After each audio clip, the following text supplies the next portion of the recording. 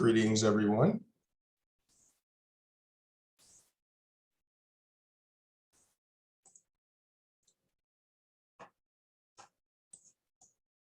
We'll wait a few more minutes for other folks to join. There was some issue with the Zoom for a moment.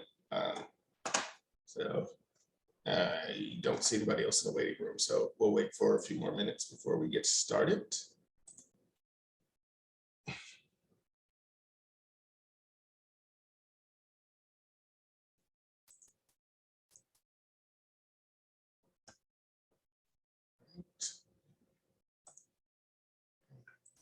Yeah.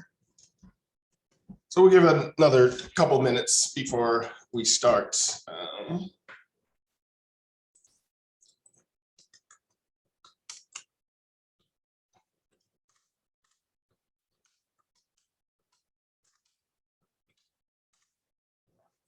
Right.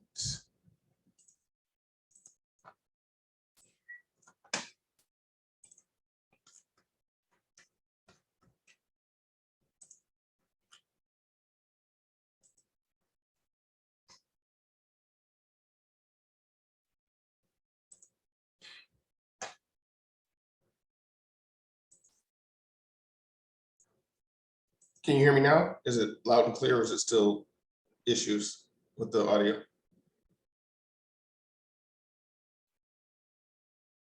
I was having some trouble with the audio earlier.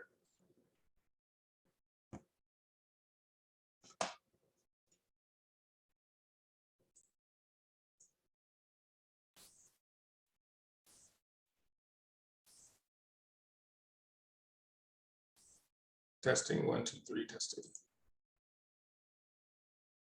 Awesome. All right.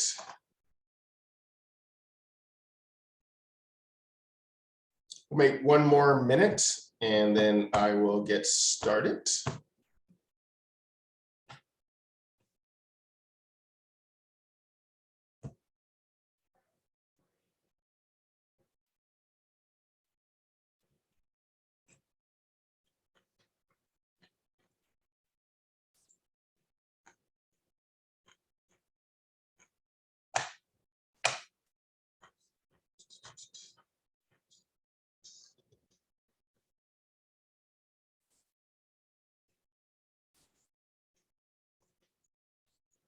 Alrighty, let's get to it. All right, let me share my screen. I'm assuming you can see my screen.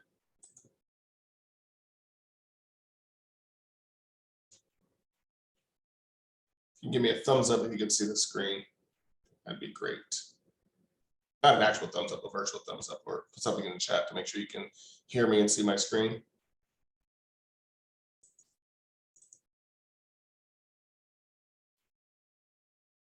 Let's see.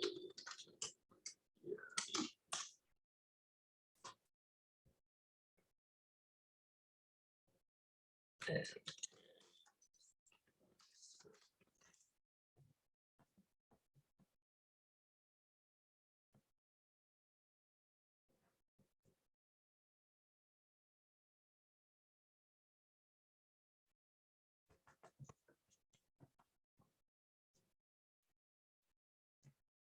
so I'm wondering, if you can't hear me, if you can let me know if you can hear me and let me know if you can see my screen. Otherwise, I don't know if I should continue or not. I don't want to talk and have you not be able to hear me. So if one of you can put in the chat, oh, you can hear me. See, okay, perfect, thank you. All right. Okay, so hacking and the Internet of Things, we're already in your home. So today we're going to talk about the Internet of Things. And when you talk about the Internet of Things, most people don't really have a clear understanding as to the difference between what the Internet of Things are and what everything else is. So when you're talking primarily about your main computer, your laptop, your desktop, that's what we typically talk about as the Internet, your servers, computers. The Internet of Things are all the other connected devices that we have, and it ranges from your video doorbell, your smart TV, appliances, home and personal assistants, your HVAC, which is your heating, ventilation, air conditioning, lights, security, mobile devices, your tablets, your phone, I just got a friend gave me a gift of a smart outlet. You plug into your outlet and you have control over your outlet. You just connect it to your Wi-Fi. So that's what we mean by the Internet of Things. And you can see from the picture there that it includes things like personal and pet monitoring, your Fitbit, your healthcare, the security systems, video. It's pretty much anything that's not a computer or a laptop. So that's what we talk about, the Internet of Things. And what we're finding is the number of IoT or Internet of Things devices is increasing faster than that of non-IoT devices. So, currently we're about even, for every computer or laptops that are purchased, another IoT device is purchased as well. And as you can see over time, the number of IoT devices are going to outnumber the non-IoT devices. And so they're here to stay. I don't know if you have heard about IP addresses. IP addresses are how the internet identifies any particular device. Because of the Internet of Things, we've actually run out of IP addresses that people can access. And so we'll be moving to a different version in a couple of years called IP version 6. And it'll be a larger number, and we'll be able to have millions, hundreds of millions of devices connected, hundreds of billions of devices connecting, as opposed to the 4 billion limit that we have with the current IP system. And that's because of IoT. The issues, though, are Internet of Things devices are vulnerable. Their vulnerabilities come from poor design. If you are a television designer, you are not necessarily concerned with internet security, because you're more concerned with, does the image appear in 4K? Is it a good image? There's also inadequate user security vigilance. People don't change the passwords on their router. The username is admin, the password's password. There's outdated and obsolete hardware and software, as well as just insecure system.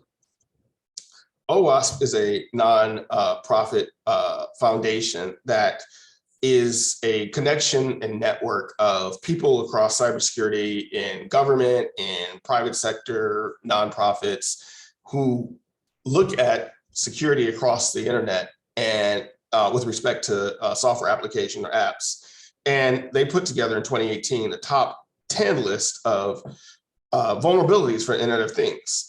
Number one, weak and guessable or hard-coded passwords.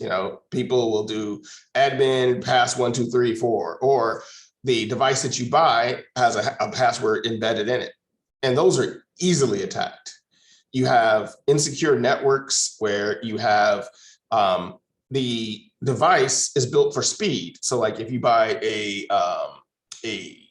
smart television and you want it to have high-quality streaming, they may cut corners on the security of the network services, because every layer of security you add slows down the process.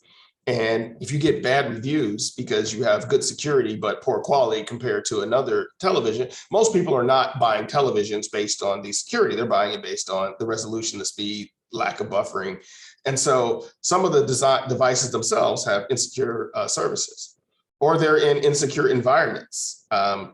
There are lack of security updates. So I had a camera once, a webcam that I had, and the company went out of business. And so there were no new patches, but there were new security holes. The camera worked just fine. In fact, it's one of the best web cameras I ever had. That was many years ago. But the inability to patch it for security holes made it just unusable. And that falls into line with the next one: insecure or outdated components. When you buy something new, let's say you buy a new computer, you're like, I have a new computer. What you may not realize is that all the components in that computer may not be new. So you can have processors, you can have drivers, you can have things inside your computer that are outdated and old because of supply chain. The manufacturer of your computer may have a bunch of those old components still in their stock, and they're going to use those when they send out your new system. And so even your newer systems can have outdated components. So let's say you have your Ring doorbell and they use a particular chip Well, if they have a bunch of those in stock, they're not going to toss them out and update them. They're going to put the outdated components. There's a lot of, and I'll get into this a little bit later, there's a lot of insufficient privacy protection, a lot of insecure data transfer. When you are going to a Starbucks and you use your tablet on an unsecure Wi-Fi, whoever is in there can easily look at what you're transmitting. Oftentimes people, I would never do this, but I know people who do, they'll go into Starbucks, they'll put their own access point connected to the Starbucks, and they'll say Starbucks number 2. And people will just log in right away, and that person is just taking all their information, everything they're transmitting over the internet, they're taking. There's insecure data transfer and storage. When you are uploading things to Google Drive or OneDrive or Dropbox or Box, you're transmitting that in clear text. It's not encrypted. So anybody listening in or anybody who's eavesdropping on your network can see that information. And when it sits on your system, it's not encrypted either. So imagine if somebody got access to your Google Drive, they would be able to read everything in there. There's no security once they're in. There's lack of device management, knowing where things are, taking things off the network. Think about at your school or at your company, when somebody leaves, does anybody make sure that they no longer have access or their computer isn't on the network? The default settings are terrible because they're usually made easy for people to access later. But if you go online, you can Google default settings for Cisco, and if people don't change it, then you can easily access their information. Then there's a lack of physical hardening, which is not putting security in place. Most people don't have virus protection on their phone. Most people just don't have it, or on their tablet, and they don't have VPNs on their phone or on their tablets. And so not actually taking the time to secure your device is how your Internet of Things device are easily compromised. So I say all of this and you go like, well, that sounds kind of scary, but yeah, maybe not. Let's talk about who's out there. Well, you have different groups of people. You have what are called script kiddies. These are the people who go Google online, how to hack something. They download a script and they run it. You have the attention seekers, those people who just want to be famous, kind of like taggers. I want to put something up. You've got the insiders. So you've got people in your inner circle. If you're a company, the employees, the satisfied employees, or, it's like a resident person, your friends, people who have access to your information. How many times do you give your friend your phone and say, oh, take a picture? There are criminal organizations, hacktivists, terrorists, and then you have the nation states, the advanced persistent threat. So there are lots of people out there who want to do harm. And the Internet of Things provides a perfect vehicle for them to do harm. So let's look at your smart devices. When you're looking at your smart devices, there are ways in which they can be attacked. Well, one is spoofing. I can make my computer or make my phone appear to be your phone, and I get access to all of that information. So everything that you do, I do, because I have convinced your internet service provider that I am you. They're trusted apps. You go to the Google Store or the Play Store or the Apple Store, and it says certified, and you download it. You're assuming that they checked it for security. You're assuming that the developer didn't put in a backdoor. There was a whole issue about TikTok and a foreign military having access to your devices if you downloaded the TikTok app. Not if you watched the TikTok video, but if you downloaded the app. So you're trusting that those trusted apps have the ability to protect you, and they don't necessarily. And oftentimes, your app developer is somebody who came up with a really cool idea, really nifty, and they want to make a lot of money. So the app doesn't do much if it's too slow. And so they may have taken shortcuts on security. There's also tracking your location, tracking your spending, tracking the sites that you view. Whenever you download an app, it says, I will allow the app access to my phone, to my location. So even if you have location services turned off, you've actually given your app permission to use the hardware on your device that tracks your location. There's Bluetooth and Wi-Fi. We talked about Wi-Fi connecting to insecure networks without virtual private networks, VPNs, but your Bluetooth as well. You have your athletic trainer, your Fitbit, or your EarPods. They're connected by Bluetooth, but that is an opening into your device. And then you have your just regular application, your productivity applications, things that you share. You share information across your Google Drive. You may give somebody permission to access a particular folder on your drive and they get hacked. Now they have access to the things on your network as well. And you're saying, all right, okay, Dr. Gray, that's cool. I understand there are people, there are bad people out there, and there's my devices can be compromised, but really, what's the worst that can happen? What happens if someone does, look at my security, or let's say they hack my Ring doorbell? What difference does it make? Well, one thing is, in a larger sense, the Internet of Things can be used as a bot army. And so what a bot army means is you have all these devices and someone can take control of them and use them to attack a website. So like if Facebook goes down to a denial of service or Amazon goes down, all they have to do is make your webcam attack Amazon by just sending a lot of requests to it. Like, hey, I'm here, I'm here, I'm here. Who are you? Who are you? Who are you? What's your IP address? What's your IP address? And your camera is still functioning as a camera, but at the same time, it's attacking a server. And Mirai was one of the original ones where it really brought attention to the Internet of Things, that essentially it turned all these devices, people's phones, people's cameras, people's vacuum cleaners, people's heaters, into these little Linux boxes. Linux is an operating system that attacked different servers.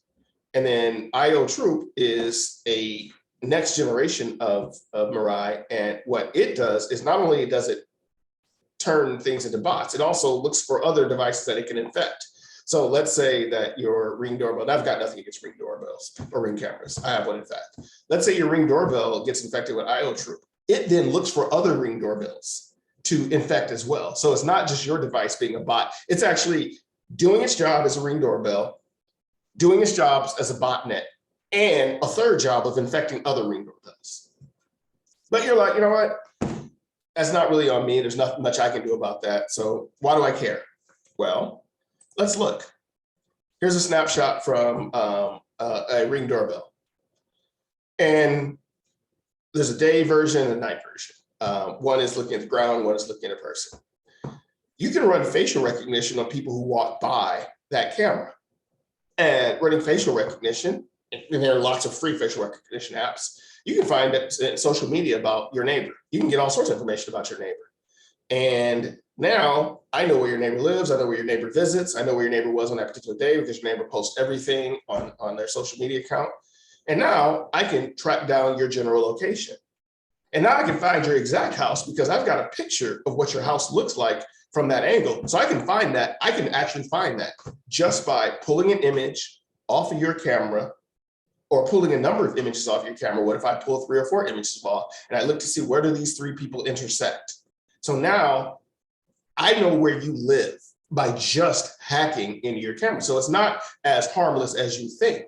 It's having insecure IoT devices can directly impact you because they can be used to track information about you as well. So let's look at other sources of intrusion. Well, when you buy things, you assume that they're secure and that they work. So when you go to the store, you buy your smart refrigerator, you assume that the person who built it knew what they were doing and they designed it secure. And then you assume that the distributor, the person who shipped it and packaged it, that they're doing what they're supposed to do and they're doing things securely. And then you assume that the Wi-Fi that comes from your cable provider is secure. Or you assume that the security in your Beats headphones for Bluetooth is secure, or your wireless keyboard or mouse are secure.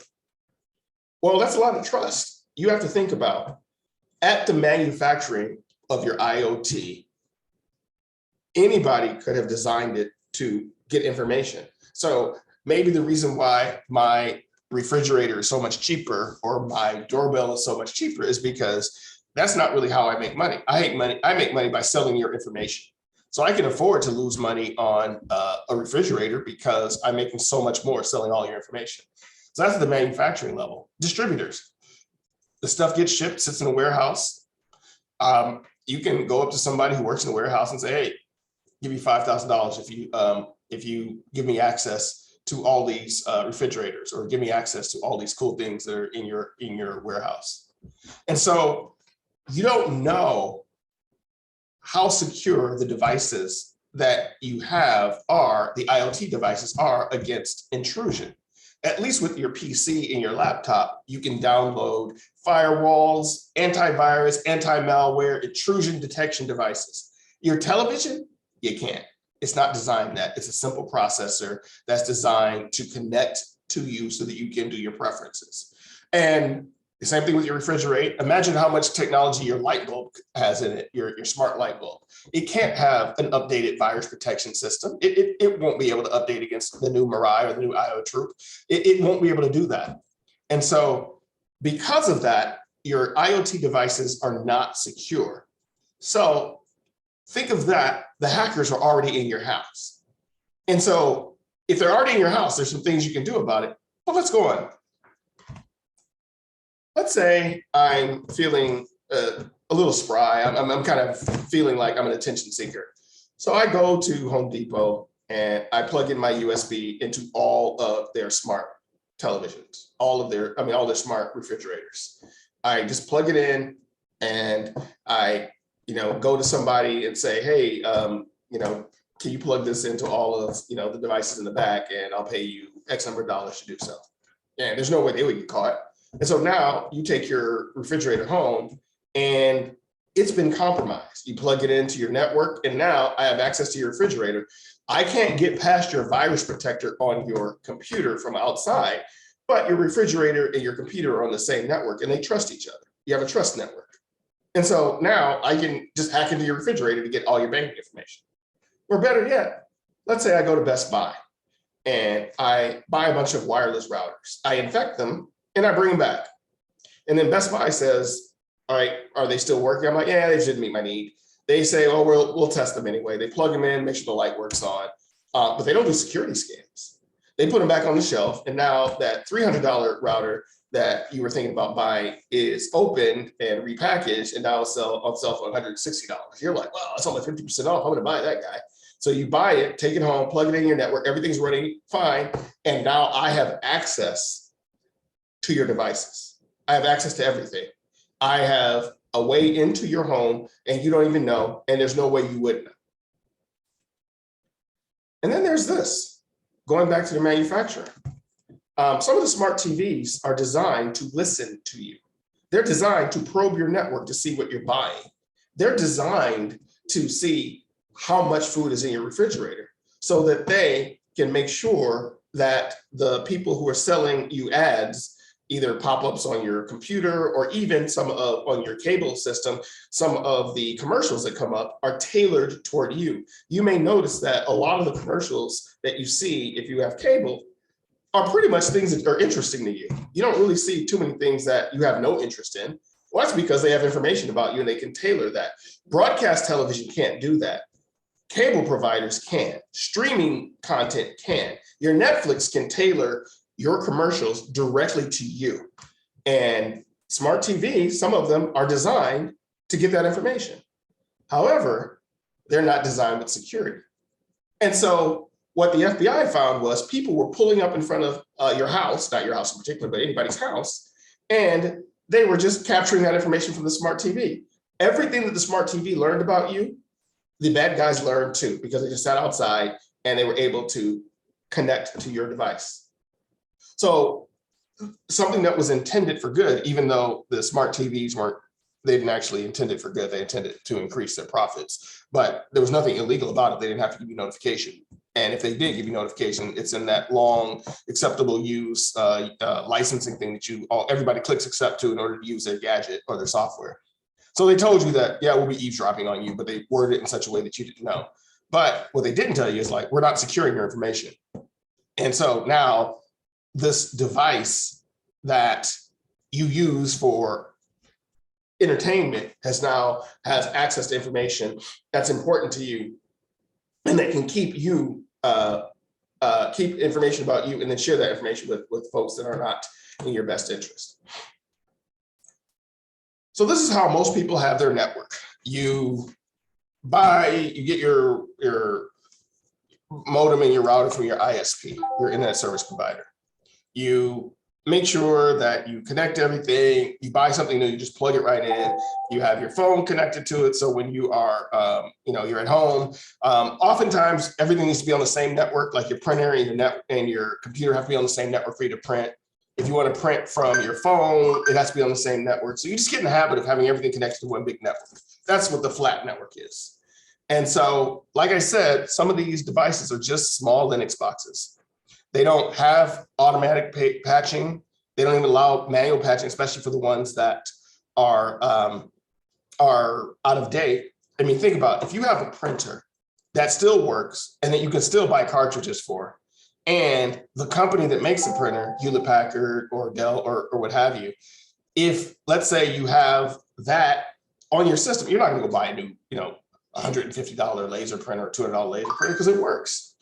But that is not going to be patched and it has security issues on it. Or your refrigerator. You bought your refrigerator 5 years ago and it was the cat's pajamas. It was something that was amazing. But now it still works. It does all the things you used to want it to do. The problem is that the company that made it, they no longer support it. So think of it this way. Everyone knows that you can't use Windows XP anymore because Microsoft said we're not supporting it anymore. You cannot use Windows 7 anymore because Microsoft says they're not supporting it anymore. So at least they tell you, Microsoft tells you that if you have these operating systems, we're not supporting them, they're not secure. How many times have you gotten notice from your printer, from Hewlett Packard or from Canon or Brother saying that we no longer support security updates in this laser printer? You don't. And so without that information, you don't know that you need to patch. And they may not even do automated patching. Some of my newer printers, they automatically do updates, but my older printers, they don't. And you've got a perfectly fine working printer. They make the cartridge backwards compatible so that it'll still work on a printer that they no longer support. But now that printer is a big security hole and it's just sitting on your network. So I can connect through your printer and get access to your desktop and your laptop and your phone. I can connect through your laptop to get access. And so what we think is this trusted flat network is not the way in which you want to have IoT. So you're saying, Dr. Gray, what am I going to do? This is exactly my setup at home. You mean to tell me that my smart light bulb that I can clap on and clap off is a security risk? Yes, but there are things you can do. The first thing you can do is what's called a segmented network. And there are different ways to segment it. So if you look at the graphic there, you have what's coming in from your ISP, your internet service provider, your modem and your router, and you have two separate routers. One is for your important stuff, your printer, your phone, your laptop, your tablet, your desktop. The other is for all the other stuff. So if somebody hacks my doorbell, they may want to hack my TV or they may pivot across to my motion sensor or my camera. However, they do less damage to my essential services, the things that I need, my financials, my important pictures, all those things. You've heard about celebrities getting their photos hacked and leaked or ransomed. I've separated this network. I can also go further and separate my Internet of Things network into entertainment or household or things of that nature. Oops, went too far. Hang on, let me go back. And so that's physical separation. There's another type of separation, which is called subnetting. And what subnetting means is I have IP addresses. So the way IP addresses are, they're like physical addresses. So an IP address is where your computer is how the internet finds your computer. And so a computer over here has an IP address and a server over there has an IP address. Inside your internal network, you have a set of IP addresses that are only accessible internally, which is why if someone can hack into your system, they can then pivot across your network because those are all internal IP addresses. Through subnetting, what you do is you create a range of internet addresses for just your important stuff, the general stuff, and a separate range of addresses for your Internet of Things. That way, if somebody does get in, they can't get access to the internet addresses on the other subnet. There's no logical way for them to connect. They can't get through the software. There's no way they can get to the other network. So you can have the same router. You don't need to have two different routers. You've got, here are the range of IP addresses and subnets for this set of devices, and here are the range for this set of devices, and never the two shall meet. So that's what you can do in terms of subnetting. The last one is VLAN. It's a virtual local area network. And essentially what that is only the things that can access the host can see what's on that network. So we essentially have two separate networks on the same router in the same range of IP addresses, but they're not allowed to communicate with each other. So those are ways to do that. Now, for most people, subnetting and VLANing are too difficult. You can hire a professional to do that. But physical separation is fairly easy. Just remember that if you do buy that router, then you want to make sure that it's secure. So don't buy routers that are out of the that are opened and returned. Don't do that.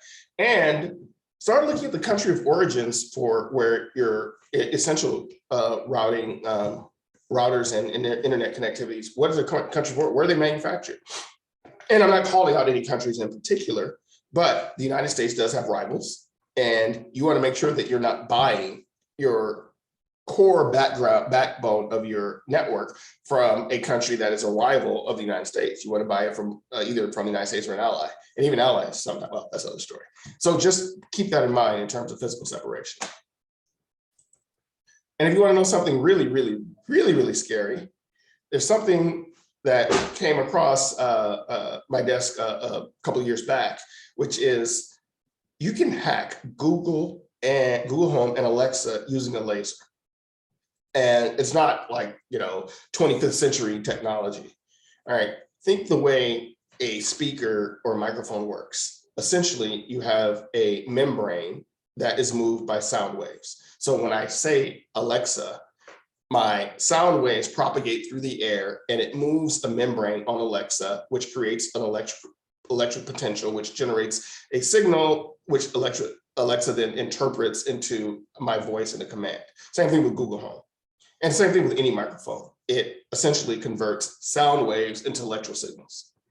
Well, what they found is you can shine a laser at that device and you can make that membrane move back and forth because you're heating it with the laser. And you can write a program to mimic commands. So from 110 meters away, I can shine let's say you have your Google Home or your Alexa someplace where I can see it through a window. From 100 meters away, I can shine a laser into it and have it order me stuff, because I'm going to write a program that tells Alexa, order me this and send it here. And so I write the program, I plug it into my laser, it then pulses Alexa, and I have a brand new gaming chair that you just sent me. And you go online and you go, I didn't order this. And then Amazon says, yeah, you did. Did anybody access your account? You look, they're like, we're looking at your account. Nobody accessed your account. Nobody logged in, nobody hacked it. This is you. You did it through your Alexa. And you're like, no. And then so then you go, you look at your younger siblings. You ordered this thing. I can't believe you did that. And everybody in the house is arguing because everybody's saying that they did it and they did it, they did it, they did it. And you're out of money. Meanwhile, I moved on to your neighbors and I'm shining that laser, ordering a bunch of stuff from there. And again, that goes back to your Internet of Things are not secure, and your Internet of Things can be easily compromised. Just as easy as I can order stuff from Alexa, I can have Alexa email me my lost passwords. I can say Alexa, or I can say Google Home, go to my Google Drive, pull up my file that says passwords, email it to blah, blah, blah, blah, blah at so-and-so.com. And I write a program that controls my laser to send those commands, and all of a sudden I have access to all your passwords. So that is what is in danger when you're looking at Internet of Things. So when you want to connect devices, you want to have segmented networks so that that doesn't happen, because there's no real way to prevent a breach. Everything's not patched, everything's not updated, everything's not secure. What you want to make sure is that if there is a breach, you can mitigate the damage as much as possible. So if I haven't scared you enough, I've got a couple other things that I want to scare you with. There is a search engine called Shodan.io. And what it searches for are IoT devices. It even allows users to connect to those devices. It tells you what the vulnerabilities are and the exploits. The program crawls through the internet looking for IoT devices. So it just crawls through the internet looking for them. And just as a side note, do not go on the Shodan.io, look for devices and then try to connect to them. looking for the devices, there's nothing wrong with that. If you want to get, if you're curious, so I'm not going to do a demo on how to use it. I thought about doing that, but I was like, yeah, that's probably a bad idea. But what happens is if you go to Shodan.io and you find, let's say, a webcam, and you click into that webcam, you're like, oh my God, I can see this person's house. That's the violation of the law. You've used the Shodan tool, which is totally legal and used by a lot of people. By clicking on it, you've actually hacked into somebody's device, which is illegal. So if you're going to look at becoming a script kiddie, or if you want to play with Shodan.io, make sure that you're not clicking into people's devices, because that is a violation of the law and you can get in trouble. So I want to make sure that you understand that, so that, you know, while you're on trial, you don't say, Dr. Gray told me I could do this. I just want to make sure, and this is being recorded, I want to make sure that you know that that's not something that you should be doing. So I did a quick, very quick cursory look at Shodan, and I use it on a regular basis. I'm a cybersecurity trainer and IT designer for the California State Guard. So I have to use, you know, some of the tools, the Shodan tools and everything. And you'd be surprised at the number of cybersecurity warriors that have flat networks. I mean, when I do this presentation with people who have flat, I mean, who actually, you know, fight with and engage hackers online, and they find, and I tell them how insecure their own systems are, you'd be surprised at the number of people who the next time I see them, like, yeah, I secured my network. But I just did a quick check, and I said Los Angeles, and I did this a couple of days ago. There are 9,950,000 IoT devices just in Los Angeles, and I can narrow that down to webcams. I can narrow it down to tablets. I can even narrow it down to phones. And so what you find with the Internet of Devices, I mean, Internet of Things devices, is that there are lots of places for those threat actors that we talked about earlier, the script kiddies, the attention seekers, all of those. There are lots of places they can access your network. And the way in which you protect yourself is by segmenting your network, patching your systems, inspecting your old devices. If it's more than 2 years old, look to see if there's a new patch or something you may update. That's fine, there's a squirrel behind me over my shoulder. So what you want to do, right there's Mr. Squirrel. So what you want to do is you want to look at all your devices, everything from your smart bulbs to your refrigerator to your heating system, whatever it is that you have connected to the internet. You want to make sure that it's patched. You want to make sure that if it is an older device, that it's still supported. And you want to make sure that the passwords are not default passwords, because all of those provide access. So in addition to having a segmented network, you want to make sure that you are also clear on how those things interact with the rest of your network. All righty, 5 minutes early. We're all supposed to go like 45 minutes. Does anybody have any questions? There's a survey that I'm putting into the chat. If you could fill that survey out, that would be greatly appreciated.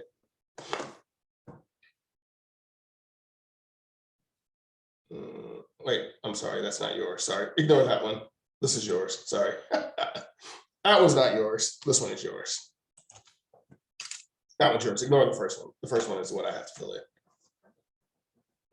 Does anybody have any questions on anything that I've covered? Anybody have any questions on anything with Internet of Things devices?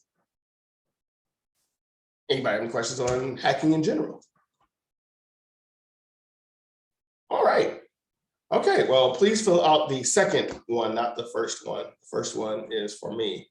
They say I'm supposed to take pictures, but taking pictures of your names is probably, yeah, I'll do that. All right, so if there's nothing else, I hope that you've enjoyed this, and I hope that it's scared you sufficiently to make sure that you go home and check out your devices. And thank you for coming, and fight on.